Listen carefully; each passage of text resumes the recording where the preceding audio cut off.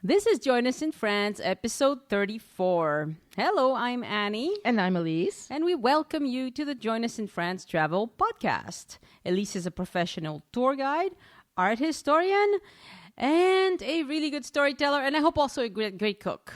It depends on what. On today's show, we'll be talking about something both beautiful and delicious. Mm-hmm. We are taking you on a tour de France in pastries. Oh my God. I'm getting fat just thinking about it. Now, pâtisseries are one of my favorite things about France. Honestly, if I ever leave the country for more than a week, cry. I come back. No, I come back and the first thing I want to do is get a pastry.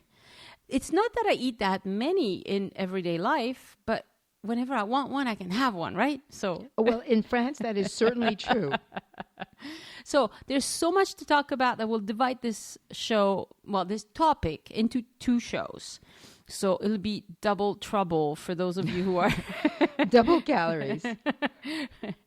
Well, it won't make you fat to listen to us, so it's just fine. Or to look, which is one of the things I love to do. Yes. And when you go on the website, I'm going to put a lot of pictures of beautiful pastries, and I'll eat some of them.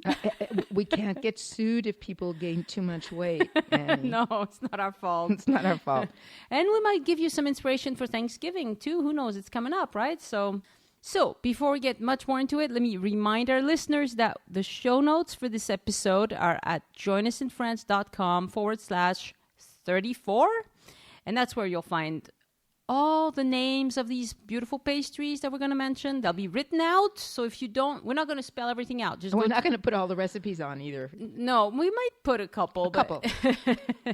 We'll give you links to helpful websites and all the good stuff that we find. All right, a little music to get us in the mood, and we'll come right back and talk about pastries.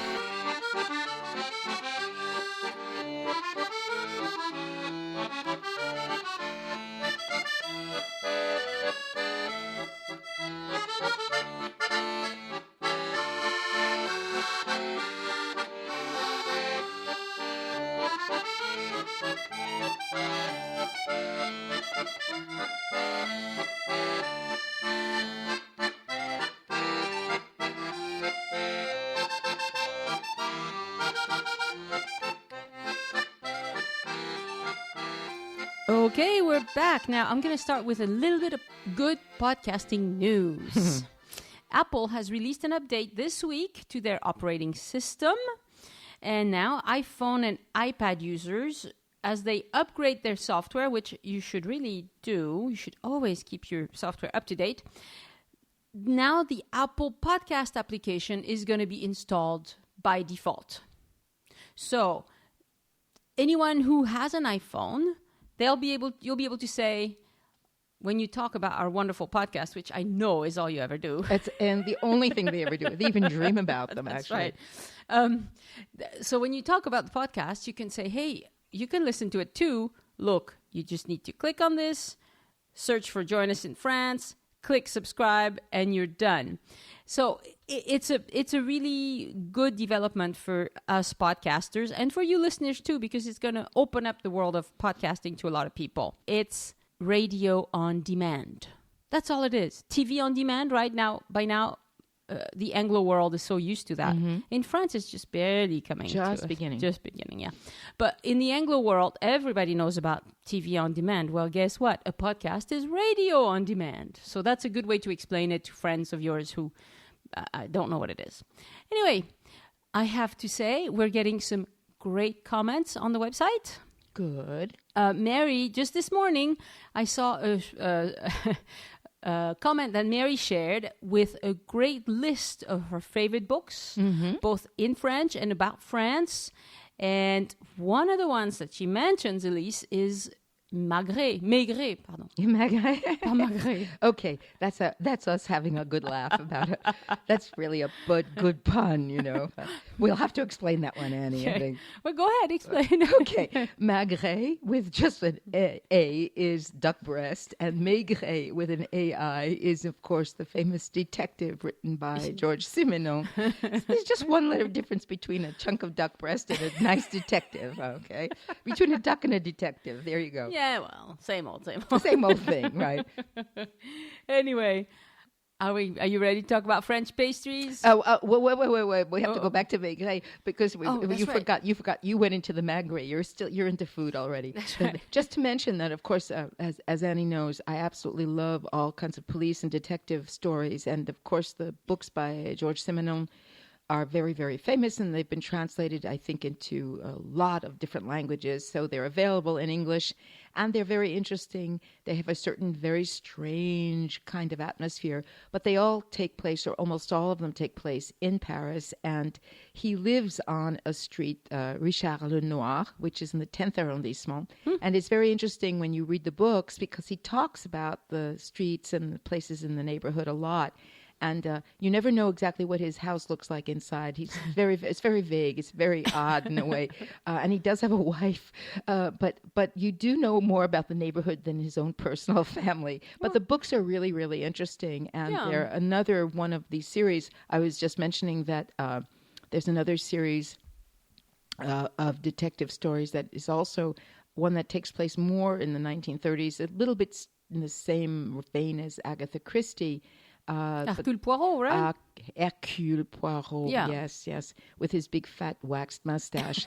And those are books that are not that difficult to read in French, and of course are all translated also into English, so they're fun. Yeah, and I'll put the links to those on the website. If you look at the top bar of the website, there's a tab called Resource. Click on that, and then it'll pull down, and you go to books, and you'll find all of that.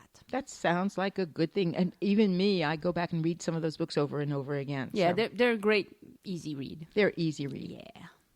All right, pastries. Okay, Let's easy eat. let's begin. I have a question for you. It's a real question. Okay. Okay, and you haven't warned me. I haven't warned you. Okay. I would like to know what your definition is of a pastry. My definition. Well, it's something, it's a dessert, it's sweet, and it's pretty. You're French. Your answer is a totally French answer to the question. And that's really the reason I'm asking, because there are three different things. There's pastry, there's dessert, and then there are cakes. Yes. And interestingly enough, I was curious because I've had this conversation with a couple of other French friends who have presented me with things that I say are desserts and not pastries. And we've gotten into this very interesting conversation about what the definition of a pastry is. So let me tell you what the actual definition is in the dictionary. Okay. A pastry is something that has as its base a batter.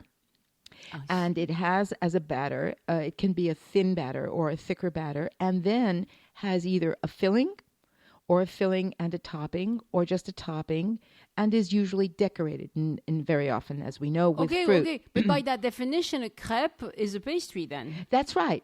By that definition, weird, a crepe is a pastry, and by that definition, a hard little cookie that the kind that they make here in the South, and I'll talk about. There's one place in Provence actually where there are a whole bunch of them.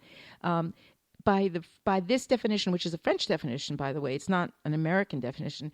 By that definition, we can include little cookies, the kind you dip into wine or coffee, as pastries as well, because they don't consider cream mousse things to be a pastry; they're a dessert.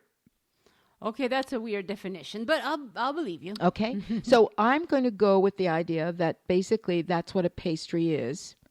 And we can talk about desserts and make that into a third podcast because I think this is an absolutely infinite, endless subject, particularly here in France. Yeah. And there's a wonderful movie that I think was mentioned by one of the people who, when the question was put out about movies. Yeah. It's a movie that I remember seeing ages ago in New York called Cousin Cousine. And this is to give you an idea of what my priorities are. One of the reasons I loved the movie is because there's a scene in the movie, if I remember correctly, where these two people, this couple, go to a pastry shop and they buy one of every kind of little pastry, not the big tarts, but you know when you have a separate the individual things, and they literally set up this table with all of these, and they have this gourmet festin where they just gorge themselves with all of these pastries. They make themselves sick, probably. Well, it's a weird way of having, actually, they sort of having a romance, but they do the romance around pastries. And believe it or not, that's the one scene I remember from the entire movie. And at the time, I remember I watched it while I was a student in New York and thinking, that's another reason to go to France. That's why I want to go, because those pastries just look so beautiful. And years and years ago, one of my first times of spending some time in France, I was very poor. I was still a student. I had very little money. And I literally did, like the little match girl, I would go to stand in front of pastry shops and just look at everything. I mean, there's nothing more pathetic than that, That's pretty sad. It's pretty sad, right? Because I only had enough money to buy one thing, and I had to make sure it was something that would make me not hungry for a few hours. So it was usually something very, very heavy, Yeah.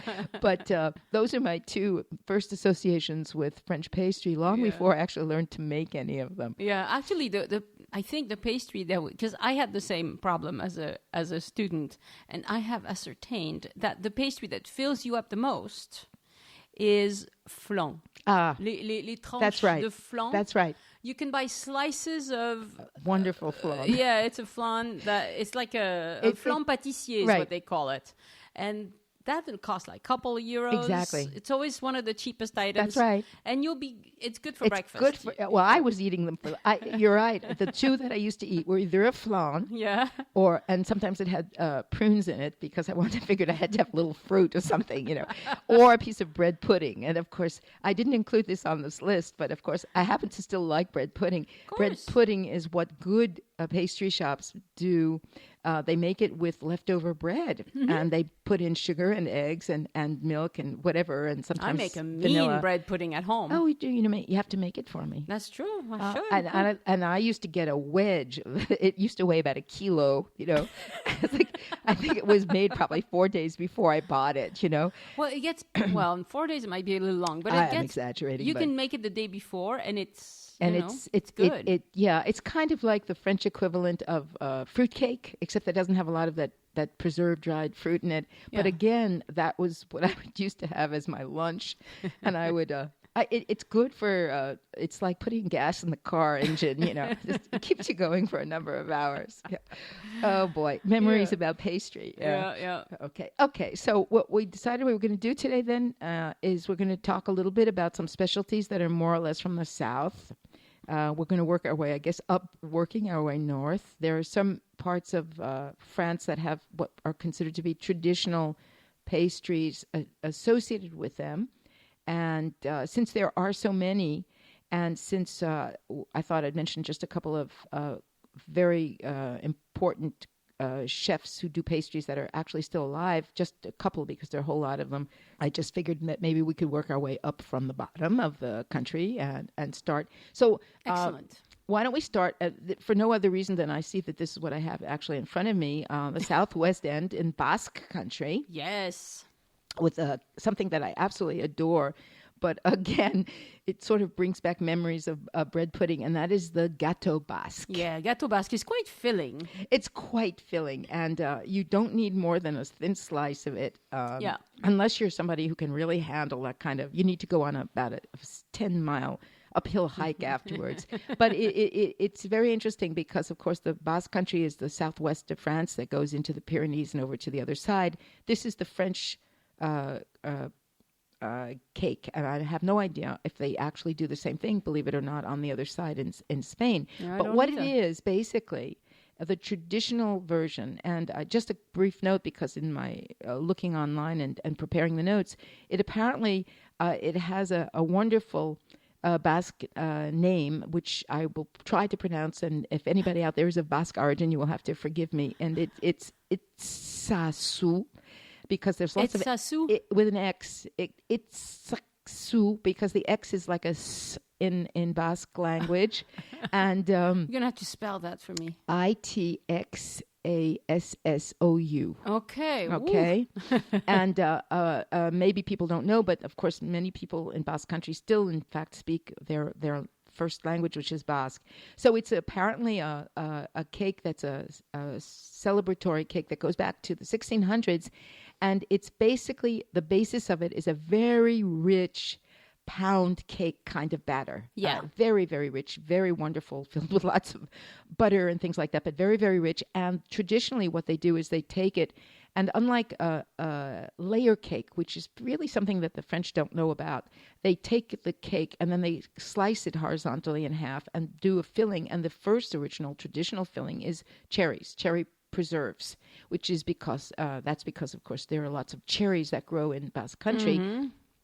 And it is, in fact, the one that I prefer. And starting in about the middle of the 1800s, it started to be made also with a pastry cream in the middle. Right. Which is also... So if you go, you can get this as an industrial cake in most supermarkets.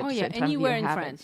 But if you go to a really good specialized pastry shop that has it, particularly, of course, if you go to that part of the country, you will see that they usually offer it with either the cherry filling or the pastry cream filling. Yeah. And like a lot of other cakes like that, everybody is partisan usually to one or the other. Yeah, I prefer the pastry. And I prefer the cherries. Yeah. Okay. Yeah.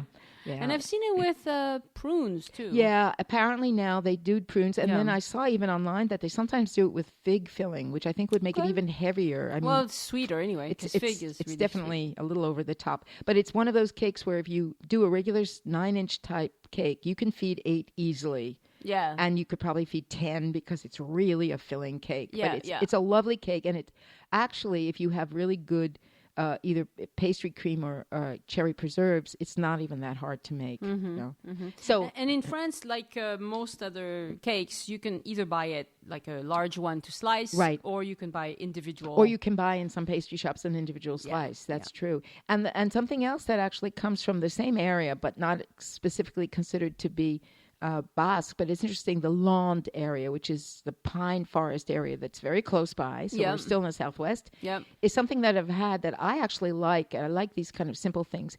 And it's called the pastis landais. And it's very strange because we know that, or some people know, that pastis is an alcohol that basically comes from the southeastern France that's based on anise. Yes. But this is not. And it's a raised dough kind of brioche that's shaped, it's very high. It's like a very pretty high cylinder. And it's made with lots of butter. And it's made with rum and vanilla. And sometimes with fleur d'oranger, which I happen to like a lot. Some people don't. And it's typical of a whole lot of these very simple brioche type pastries that I think are had peasant. that one. I would say that they're, my guess is, because there are several different ones and there are different versions of these kinds of things from all over, I would guess that these are basically more peasant type dessert pastries because they use a simple raised dough. And so it's almost like taking a starter as a bread starter and then adding sugar and all of these other flavors. It has no filling, this particular one. Okay. It's kind of like what you get in Italy at Christmas time, which is kind of a raised, it's very similar, actually. Yeah. Oh, and then the other one that's actually from that area, and now we're getting into Bordeaux. And, of course, being from Toulouse, by mentioning Bordeaux, we're actually almost being disloyal to our Toulouse people here, but we do have to mention Bordeaux eventually in all kinds of ways. Yes. And something that actually I like, but I'm not super crazy about, but I think you are. I don't remember anymore. And that is the cannelé. Oh, yes. Oh, I love those. Okay, you love them, right? Yeah. I like them. I don't love them. And again, interestingly, it really is a specialty of Bordeaux. You can get them here in Toulouse. You can get them in Paris. You can get them everywhere. But they really are from Bordeaux. Right. They became quite popular maybe 5 years ago or a little longer than that. I don't know. But you actually have some places that are just that, right? Yes, that just sell those. And they're expensive. And they're pretty expensive. You can, it's a small little cylindric kind of 2.5 inches there are tall. The baby ones that are about 1.5 inches or 2 inches, and then there are bigger ones that are about 3. Right, and it's in a cylinder shape, and it's the size of maybe a baby cup. And you need a special mold to make them because they have a special size, and it's like Oh, it's a little bit grainy, and it's just really delicious. I'll tell you that this is what they say, because it says that there's a legend about how they got started in some convent in Bordeaux. Oh. And that it was basically, like a lot of other things, basically an accident, because it's also based on a raised dough. You know, it is based on a bread yeast raised dough. Uh-huh. And of course, the whole point of it is that it's very small. You can almost do this as an individual 2-bite-sized thing. And it's made in the dough. They put rum. They yes. put vanilla, and of course lots and lots of cinnamon, which is one of the key things in it. And it's got a caramelized crust, which is what is the grainy aspect of it. Right. So apparently there's this legend that it was some nun in some convent in Bordeaux who basically burned these little cakes that were being made on the griddle, and they caramelized, and so that was how it started. Now, why they are... I can't even think of what the word is. They're little baby cylinders with indentations. I don't even know what. I don't know what other word to use for it. It's very special. Well, go to the website. I'll point but you in the right. This I find very amusing is that they said that in the last 10 years they've actually done archaeological digs where this convent was supposed to be, to see if indeed they could find remnants of any oven. And there's no proof that this is involved at all with any convent. Oh, it's a good story. It's a good story. Who needs proof when it's a good story? So, but anyway, the truth is that this is the patron saint cake of Bordeaux. This is their thing, right? Yeah. Oh, and it's really good. Cannelé. It's called a cannelé. And it takes some practice to get it just right. Have you made them? I have not ever made them myself, because a couple years ago, my daughter plays basketball still, and one of the other moms on the team, she is a pro at making those homemade, and she gets them just right every time. They're crispy on the outside and really soft on the inside. They are perfect. I would never think of even trying to make them. It's one of these cakes where it's practice. You really need many attempts, to get. Yeah. Well, it's like anything else in baking. You get better with practice. You get better with practice. It's true. This is one that I haven't tried because you need the special little molds. Right. You need these special and little it's molds. from Bordeaux, so And they don't understand out there, but it's principle. It's by print. But the reality is, you're absolutely right. In the last few years, it's become very chic and fashionable to buy them, and these little stores that specialize them have popped up everywhere. Yes. And they are rather pricey. In fact, I don't know if you know this, Annie, but there was a store that opened up, a little one downtown, and it lasted 2 years, and it closed. Oh, did it? Yeah. They didn't sell enough. Yeah, it's the sort of thing where in America you had all these cupcake places popping up. Well, for a while, we had cannelé places popping up, and also macaron places, which we'll talk about in the other episode. Because that's not a Southern French thing. So, even though it's very popular, right? So we're going to move up a little bit. I'm sort of circling around. Okay. Something that I love. I don't know about you, and this is I'll say this is in tribute to my sister, who's someone who absolutely loves this. It's one of her favorite desserts, and that is clafoutis. I love clafoutis. I just love it. I love desserts. I love desserts that are desserts that can be made with fruit, basically. That's really the bottom line, I guess, on things. But it's from the Limousin area, which is the region north and maybe a little bit west of Toulouse. So what's a big city in the Limousin? The big city would be well, there are two actually. I think you could Brive and Limoges. Oh, Brive et Limoges. Okay. I didn't know that was Limousin. That's the Limousin. That's the Limousin area. Okay. It's actually one of them is in Corrèze and the other one is in Haute-Vienne. I can't believe I didn't know that, because I've been there many times. and again, this is a dessert that traditionally was made also with cherries, because the Limousin area is a region that grows lots and lots of cherries. Well, and when you have a good cherry tree, you get a lot of get a lot of cherries. Now, what is a clafoutis? For those who don't know it, because I think you can, this is not one that's hard to make. No. It's wonderfully delicious. Yeah. It's made they consider that the batter, there's a batter, and it says, now this is interesting because I've made these in a lot of different ways, but they consider this to be based on a crepe batter. So it's liquidy. Because, of course, it's a batter basically made with eggs, milk, and sugar. Mm-hmm. So it's fairly thin as a batter. It's not a flan batter.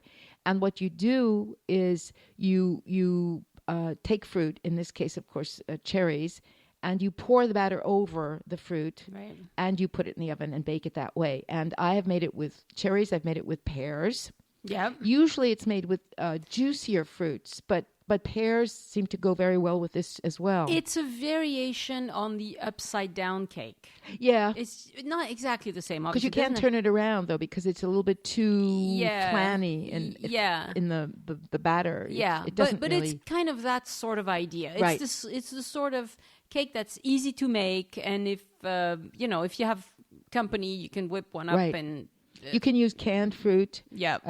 But it is really wonderful because you just fill the bottom with fruit. The only fruit, I make enormous numbers of desserts with apple, but I've never done a clafoutis because I find that apples don't have enough juice in them. Mm-mm. So it's really better if you can use something that's why I think people use apricots or cherries. Yeah, I love them with like apricots. That. It's just absolutely wonderful. And that is actually originally from the Limousin area, but of course everyone everywhere in France knows about clafoutis. Yeah, and you can make them with fresh or preserved fruit. Right, right. Whatever you have. You can use frozen, you can use canned. Yeah, even, you can use whenever, which is why it's such a handy-dandy home kind of dessert, You don't have to go to the store to make it. Most of us have what we need around the house to make that. So it's delicious. And it's delicious. Yeah. And it really is easy to make. And I don't think there, French households, I mean, everybody has that. Everybody has eggs and milk, right? Oh, yeah. So I want to mention another one that's super easy. That's not really a pastry, but it's like something that French people make all the time. It's the gâteau yaourt. Oh, yeah. Were you going to mention that or no? Well, no, because to me, it's not specifically regional. It's also just your basic cake recipe batter. I mean, that's what I use as a basic batter anyway. The difference is that in America, if you want to make a simple cake, you go to the store and you buy a mix. Yeah, I've never done that in my life. Well, but most Americans, that's exactly what they do because you have very good mixes in America. In France, the mixes, I mean, they're okay. I've tried some. But people, if they want to just throw quickly a cake, the gâteau yaourt is very easy because you don't even have to. You use the yogurt as you're measuring.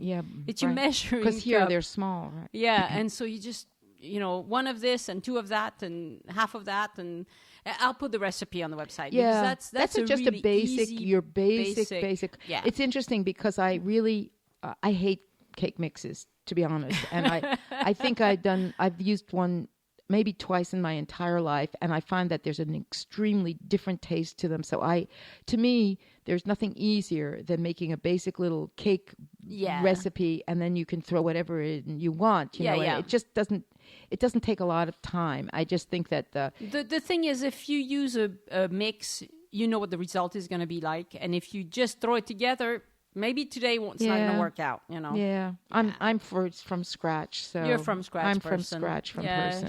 She's good. She's good. I mean, it took me years before I actually broke down and actually got an electric mixer. So now I'm not masochistic anymore. I do use one, but really, I think it's so easy to make just a basic cake batter, and then you just vary it. It's kind of like a basic sugar cookie batter, and then you just add whatever you want to it. So But you're right. Okay, so here we go. We go back down from the Limousin area to the Gers. Aha. Much closer to home. Yes. And again, one of the duck desserts. Country. This is duck. This is the Maghreb country, but we're not going to talk about the quacks here. We're going to talk about something else. This is, again, something else that I absolutely love.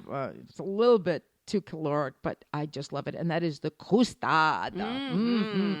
That's very good. It's very good. And now there are actually there are 2 or 3 versions of this. One is from the Gers. I didn't know this. One is from the Tarn. Mm-hmm. They have slightly different names, but basically it's more or less variations on the same thing. Yeah. So in the Gers, which is west of Toulouse, it's called croustade, and in the Tarn it's called pompette. Pompette. Pompette. And there's a wonderful bakery in the town of Revel that whenever we go through there, I make sure we stop and I buy a piece of Pompette there because I absolutely love this. And what is this? Well, this is really a pastry, and the basis of it is a flaky dough. So it's more of a pastry dough, and it's a flaky dough. In the Gers, where they call it a croustade, it's actually like a phyllo dough. Yes. It's really, really a phyllo dough, which, of course, you can buy already prepared. I don't know anybody who's actually been crazy enough to try and make a phyllo dough. Yeah, it's really hard to make it from scratch. Hard. But in France, even in America, you can just buy it. You can just buy it, right? Yeah. And that's what most people do, and that's where I do indeed. That's where I break down and buy ready-made, okay? but the difference, interestingly enough, between the croustade in Gers and the pompette in the Tarn is that in the Gers, both of these are desserts that are based on layers of flaky pie dough and fruit, basically apple. But in the Gers, there's Armagnac mixed in with the apple. And it's either apple or chunky apple sauce. And what they do is they mix it in with a lot of vanilla and Armagnac. And they put a layer of phyllo dough on the bottom and a layer of phyllo dough on top. And it sometimes is made with prunes also. And when it bakes, of course, the phyllo dough makes these gorgeous kind of tendrils, I don't know what you would call them, coming up on top. And so when you eat it, it's very, it falls apart practically, the top crust in your hand or in your mouth. Flaky, it's very flaky. And because of the mixture of the Armagnac mixing in with the apples and the vanilla, it's absolutely delicious. It really is. Armagnac mixes really well with fruit. With fruit. Yeah. Unlike cognac. Yeah, I don't know why. What's the difference? I have no idea why. Okay, so in France, my mother used to make this all the time, and I make it occasionally too. Pruneaux à l'Armagnac. Yeah. So you take prunes and you marinate them in Armagnac. Right. You leave them for 2-3 Forever, months. right? Yeah, however long you can stand to leave them. Right. And then you have this marvelous, I don't know, the sugar and the alcohol have mixed, and it's just a fantastic mixture. And it goes really well with either in cakes and ice cream. In ice cream, it makes for a nice dessert. I don't know why. You're right. I don't know why Armagnac works and cognac. One time I had cognac. I had a little bit of cognac left at home that nobody was drinking, so I thought, I'll just put it in the prunes and let it macerate. And it didn't work. No, it didn't. Rum works. I'm sure rum works yeah. too. Yeah. You're right. It's basically Armagnac. So basically, that's you're right. But it's interesting that the only difference I could find between the pompette from the Tarn is that it doesn't use Armagnac or any alcohol. So it's basically, and the dough is not quite a phyllo dough. It's more of just a pastry pie, flaky pastry dough sprinkled with sugar on top. And also has this wonderful apple filling instead of phyllo. It's more feuilleté, and it's got a crunchy kind of sugary crust on top, and it's got the filling. It's the same. Yeah. It can be apple. It can be prunes. I don't know if I've seen it with anything else. It's largely apple. Both of these are largely apple-filled desserts. So listeners, I don't know if you've noticed, but so far we haven't mentioned any of the cakes that when you walk into a pastry shop in Paris, that hit your eyes, right? We've mentioned a lot of cakes that are local. This is regional things. Yeah, this is. I mean, you might find them anywhere in the country. You will. You'll find the clafoutis anywhere. Absolutely anywhere. Pastry shops, do they sell them? Yes, they do. They do? Yeah, all over. In Paris, they sell them all over. Okay. And even I've seen the Gâteau Basque in some of the Parisian pastry shops because it's really become very popular. And another... they serve them at school. That's what it is. Because my daughter at school... school lunches, that was their special dessert, their special treat was Gâteau Basque. Really? And so growing up, she had it once in a while at school. And of course, then, now that she's almost all grown, she likes the stuff. She likes the stuff. And even the last time I was in Paris, there was a store that was selling the cannelé from Bordeaux. Yeah. Oh, yeah. I mean, this has just become very chic and fashionable. Yeah. The croustade, I'm not sure. There's a version of it, but I'm not sure. What makes it fun is that in the South, if you go from one department to the other, they change the name because they want you to know it's from there. You see, I mean, but all the pastry it's shops, a variation on the local pastry shop near where I live that just is open only for about a year and a half now, makes the most wonderful version of a croustade. Yeah. You see, so I think it is relatively easy to find, and French people are really funny because they do go to one specific pastry shop to buy this one cake because they really like this cake at this shop.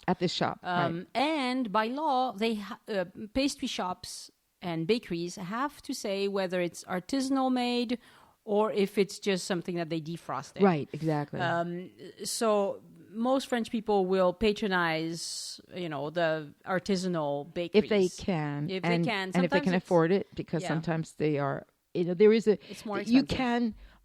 You and I both do it, and we know it, that we can go to a big supermarket and occasionally buy pastries there because they're not that bad. No, they're good, actually. And they are literally nothing more than half the price, or maybe less, than what you get in a store like this. But for special occasions, it's really great to get something that's really made from scratch by a master pastry maker. Yeah.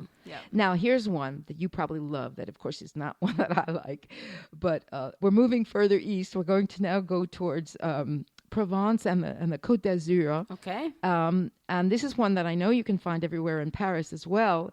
And that is the tarte tropézienne. Ah, yeah, la tropézienne, yes. Well, because you love pastry cream, right? Yes. So this is a cake that actually comes from Saint-Tropez. And what I wanted to say was that it has a lot more of Saint-Tropez in it than Brigitte Bardot, who, of course, lives in Saint-Tropez and has lived there for a long, long time. But it's not my thing because I'm not big on pastry cream. But this is for people who love that stuff, boy. It's a huge brioche kind of dough. And what they do is they cut it in half horizontally and they fill it with an enormously wonderful pastry cream that's flavored with fleur d'oranger. Mm-hmm. And I was talking about that just last weekend with a friend she's a caterer. So she's someone who really knows her food. Right. And she also has a guest house not far from here. And she recommended a specific bakery in Aix that makes wonderful tropézienne. Oh, really? So I'm going to have to go back to the X episode and add that to the list. And I'll probably add it to this episode as well because I trust her implicitly. I mean, if she says it's good... It's good, huh? I know it's See, good. and I would never have tasted it to begin with, so I wouldn't...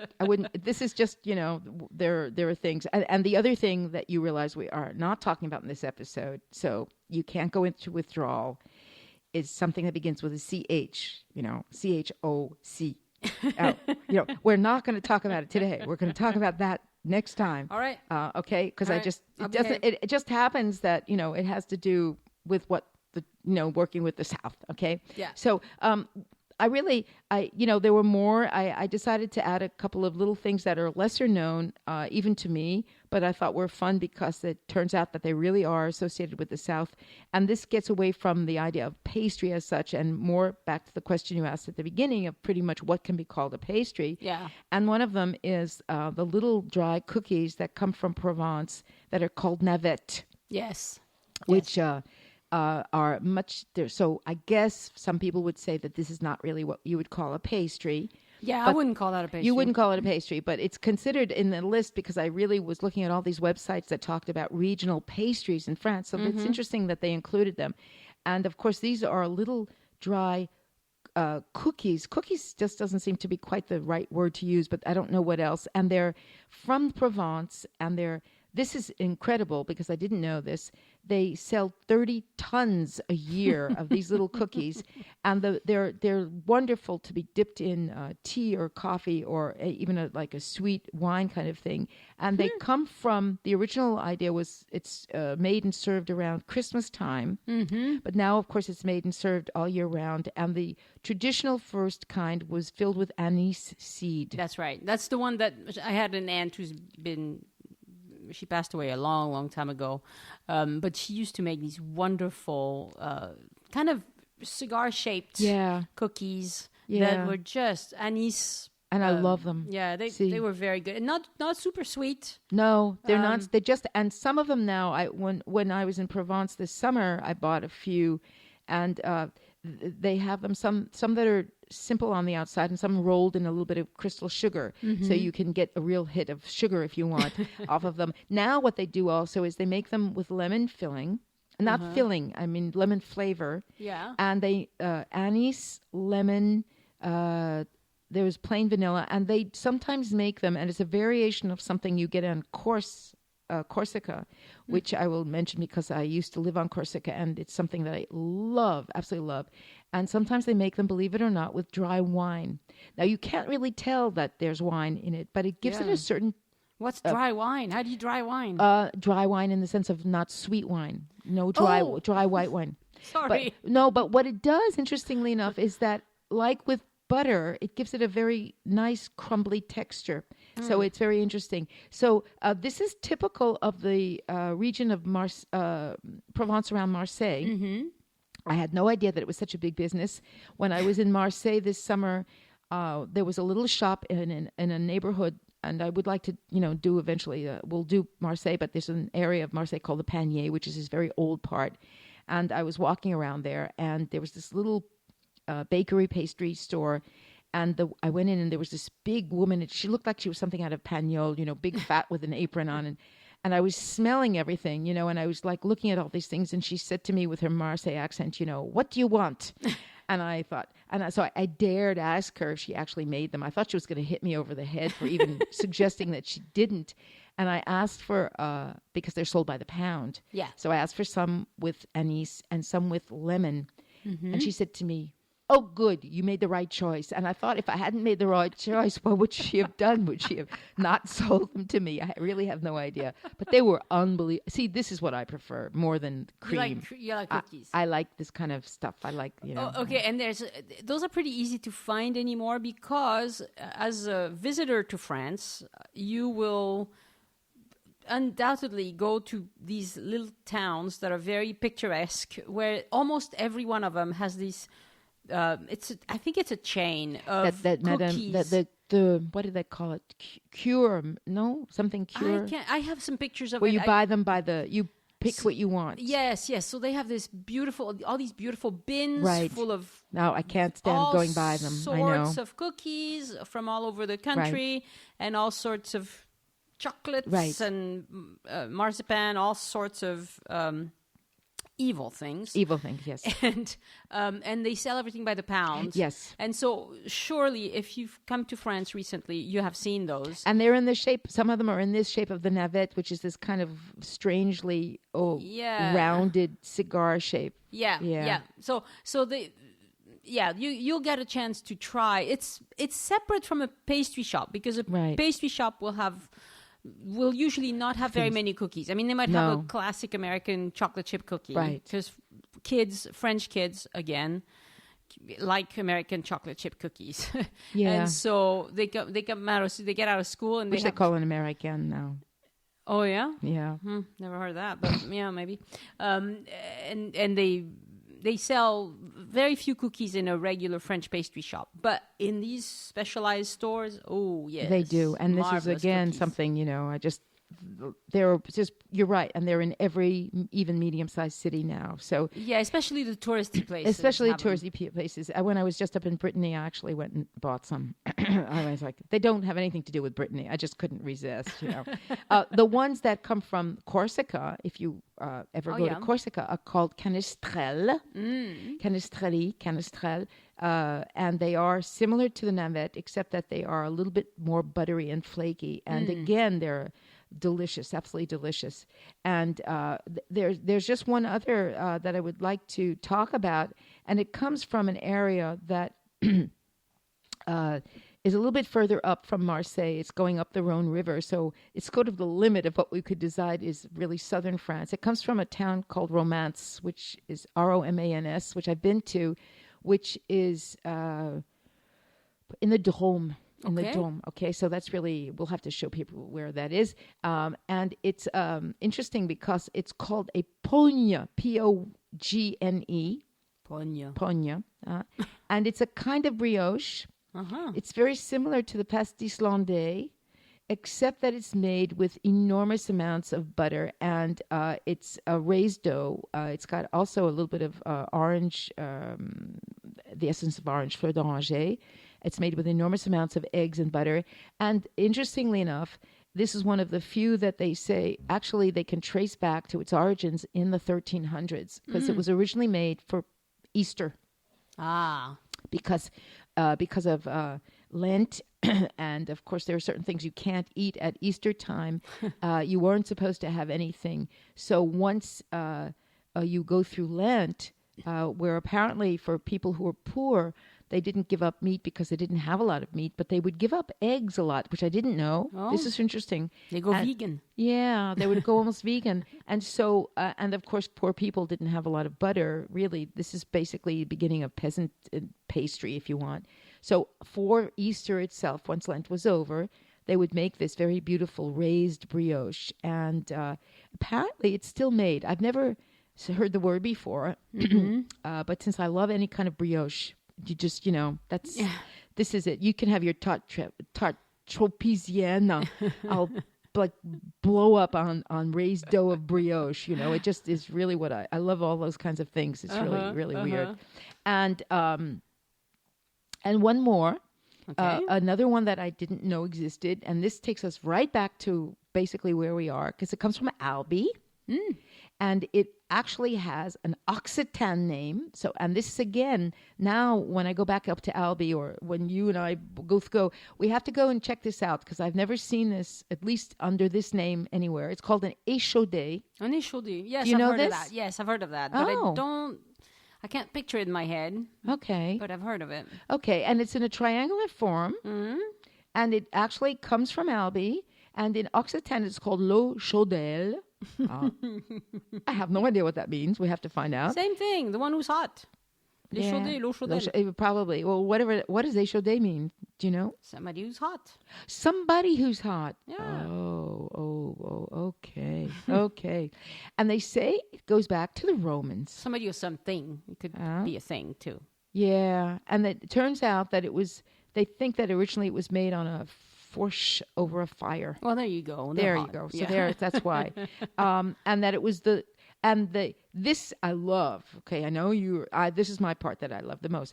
They say that there's documentation that the knights, when they left for the Crusades, because these dry up and they keep a long time, and some of them had anise in them, and some of them had just fleur d'oranger or whatever as it's basically a little.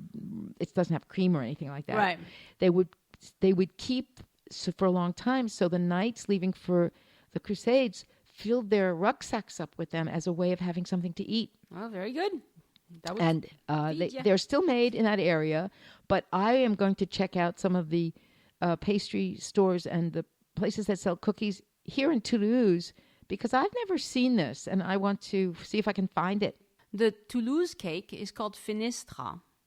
Yeah. And have you ever had it? No, I have not ever had it, but it's not surprising because it's got almond paste in it, and so I don't like almond paste. But apparently not a lot of pastry shops in Toulouse sell it.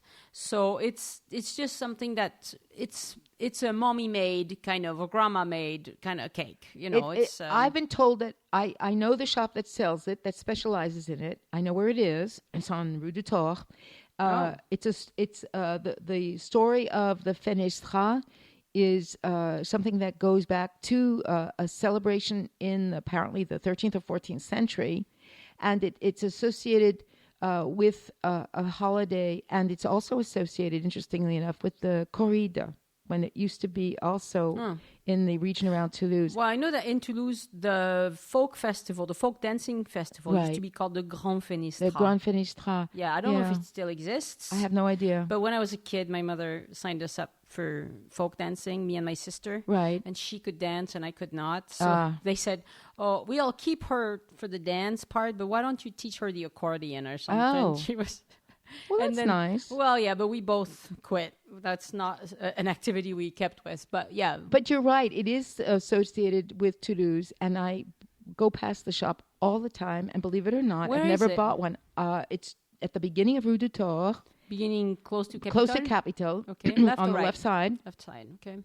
And I will have to try it. You can have individual ones that are I think they're about €4. And then you can get a bigger It's one. pretty expensive for It's a made small. with a layer of crushed apricots and almonds, and there's a kind of meringue top. It's not very high. It's not creamy. And it sounds to me delicious because I, of course, love everything with almonds anyway. But strangely enough, I don't know why, I have actually never gone in and bought one. Now I think I have to go and do that. Yeah. Maybe I'll do that today. I might have to do that too. I'm going into the city tomorrow. You're going to the city tomorrow? Yes, okay, yes. well, I'll try that. It's really ridiculous that the one cake associated with to-dos neither of us have ever tasted. We haven't tried, yeah. Well, today we've concentrated a lot on what I would call like the traditional family desserts, because when you walk into a French pastry shop, what will catch your eye is the tarts, the fruit tarts, the eclairs and all of that. The eclairs, the millefeuilles, Right. les russes, les whatever else. And those are lovely cakes, but it's true that in a family setting, most of the cakes that we eat are the ones we listed, and that on Sunday, it's a tradition. I don't know in your family, but in my family, on Sunday we get cake. Well, it's not a tradition in my family personally, in the sense that we do that. I sometimes do go out and buy them. I know that is definitely the tradition in France. In fact, I've always wondered, when you look in all of the thousands of gorgeous pastry shops that are all over France, and they make so many things, do they just make them and wait all week for most people to wait till Sunday to buy them? Because what happens is that if you go to a real pastry shop, they're expensive, and they're beautiful, and they're very elaborate, and of course some of them will last for a few days, and some of them are not that great after about 4 or 5 days because they've got pastry cream and things like that. But what happens during the week? Do people buy them all the time? Yeah, they don't. I know my local pastry shop here. They make everything from scratch, both the bread and the pastries. Right. And they don't have very much. Like if you go, like today's it's Thursday. They won't have. They're not going to have very much. They're going to have a couple of a few kinds. Right. And if you go on a Sunday morning, it's filled. They fill up the thing, and they know that they're going to sell them. So it's just force of habit. They just don't produce as much. Yeah, they don't produce as much. Although, of course, if you go to a very big city like Paris, the windows are filled all the time. Yeah, because they have people all the time. I live in a village. That's. But I, interestingly enough, sometimes I do go and buy a few. But sometimes I find that Sunday is the day I make my cake. See, that's what I do. I make the pastry on Sunday. Yeah, and I rarely make cakes on Sunday. The occasions where I make cake is usually for basketball tournaments because they want some for the teams to share, and so all the moms bring something, and I'll make a cake of one sort or another. But that's about it for me. I'm not a cake person. I used to make a lot of cakes when I was a caterer in the U.S. Right. For 3 years, I was a caterer, and let me tell you, the number of French pastries I made was just astounding. But there were two of us partners, and my partner just showed me how to do it. She had trained in it, and she could show me how to do it. So I'm not really trained per se. I just have a lot of practice. I love making cake, and I love making fruit tarts, which of course are open-faced fruit pies. Yeah. And so that's really basically that's what I do on Sunday. Yeah. Sometimes I break down and go out and buy us something, but we're most of the time just two of us, and so I'm trying to watch what I eat, and if I put it all out, my husband will sniff it, and you won't even notice that it's been put on the table, So eat it. it's just gone, So it really, but the temptation is great, and since there is this wonderful place that's opened up not far from where I live, and I've tasted a lot of the things, and they're delicious. So it's very hard to go into one of these pastry shops and not buy, Yeah. But you're right. And of course, how do people stay thin here with all this wonderful pastry? They just don't eat it very often. That's it, huh? That's the thing. You have dessert an actual pastry, maybe a couple times a week. That's it, Whereas in America, I think I ate more of that sort of food, ice cream and, I'm going to get a shake and And you end up eating a lot more of this sort of sweet fatty stuff, which is pretty much what pastries are, right, exactly. Sweet and fatty. Sweet and fatty is exactly what they are, right? Sweet and fatty. But you don't realize it. Whereas in France, it's a special occasion. Right. Yes, you're going to have a luscious cake, but it's just for that special Sunday dinner or for a birthday or for a special occasion. The days when you don't have to get up from the table for a long time. Exactly. Basically. When you have a long lunch or a long event and it drags on. And on that day, you'll probably have both cheese and dessert, And people will spring for expensive pastries. I've paid as much as 30 euros for a small tart. A big lemon tart. Right. Beautifully decorated. Right. It was gorgeous and it tasted really, really good. But the price wasn't displayed. And I asked I said, I want this one. And when he told me it was 30 euros, I was like, oh, that's some of the beautiful, ones that have all the fruit on top of them, and they look like they are literally works of art. Yes, they really are, and they do run to 30, 40 euros. Yeah, it's amazing, and that's because you have to be selective. They have to select the fruit, and if it doesn't look right, they toss it. Right. So they have to make up the difference somewhere. And these are really made from scratch with really good butter and all the rest of that. So, obviously there's a lot of work that goes into them. It is a lot of money. And pastry, if you want to make a perfect pie crust for a tart, you need some equipment. You need some serious equipment or it's not going to be even. Right. So it takes a lot to make it just right. There's one dessert you didn't mention from Perpignan. What is it? Well, two of them actually. Okay, crème catalane. But that's to me not a pastry. It's not a pastry. It's just it's a flan. Yeah. I purposely didn't include things that I consider desserts and not pastries. Okay, well, I'll include it because I think it's really good. And I think Americans really like this. Whenever I have visitors, it's often on the menu for dessert. If you take like the today's special, it's crème catalane is often one of the ones that they offer as a possibility, and it's really, really good. I've never had one that wasn't really delicious. What's the difference between a crème catalane and crème brûlée? I think it's just a flavor.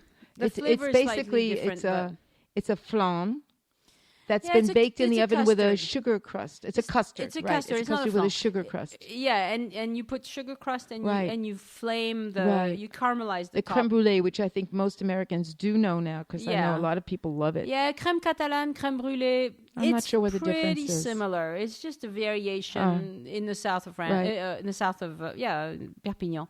And the other one that I love is a cookie from Perpignan called rousquille. Oh, I don't know that. Oh, that is absolutely fabulous. What is it's just a little circular cookie. It looks like a donut, kind of, just smaller. And it has a little hole in the middle. And it's got an icing, a sugar icing all over, and a little slight orangey flavor to it. It's flaky and delicious. And that is the one thing that I could never find in America. I'm going to have to look and see if there's places in America that sell this stuff now. I don't know. It is just... And it's like the just navette and canestrelli, these dry cookies that are specialties of a particular region. Yeah, but navette are not sweet, whereas the rousquille is sweet. Is sweet because it's got the sugar coating all over it. It's fantastic. Okay, the other thing I want to mention is that in France, desserts are also seasonal. Which, by that I mean that...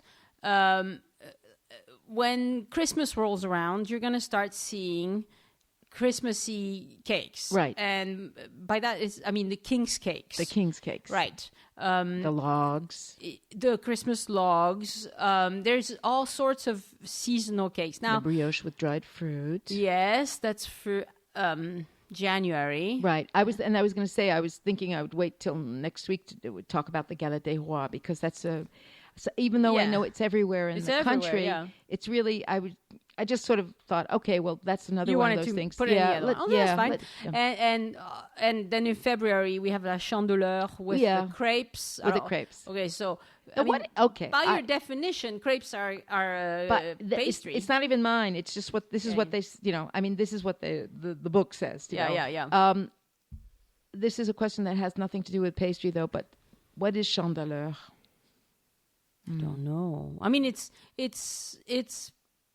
Well, I know we have that. Everyone makes crepes or has them. Yes, but everybody makes crepe, and you're supposed to flip your crepe while tossing a coin or something. Yeah. I don't know. I will look it up. Okay. If I find out by next week, I'll Tell give me. you the answer. Because it's one of those holidays. I don't know what it is. Yeah. But we do it. I mean, children insist upon it. Children and husbands really want it. Let me tell you, if you do not make the crepes around chandeleur, you're in big trouble. You're in big trouble. Yes. And I'm not patient about making crepes. So it takes forever. Oh, I've seen some women who show up at basketball games with like 200 crepes. How do you do that? You stand there for a long time. And you have to stand there and watch them, or they will all burn. They will all burn. Exactly. Okay, I've had this doesn't convince me to go out and make something. This convinces me to go out and buy something. Actually. Okay, and next week we'll do some more. We'll do some more. We'll talk about some specialties of the North, Northwest, and Northeast, and also about the rage, the latest fashion in things. That is taking the country by storm that you can find in lots of places. Yes, I think I know what you mean. And we can add the CHO stuff. Excellent. I look forward to it. Okay, everybody, we'll talk to you next week. See you. Thank you, Elise. Bye. Bye.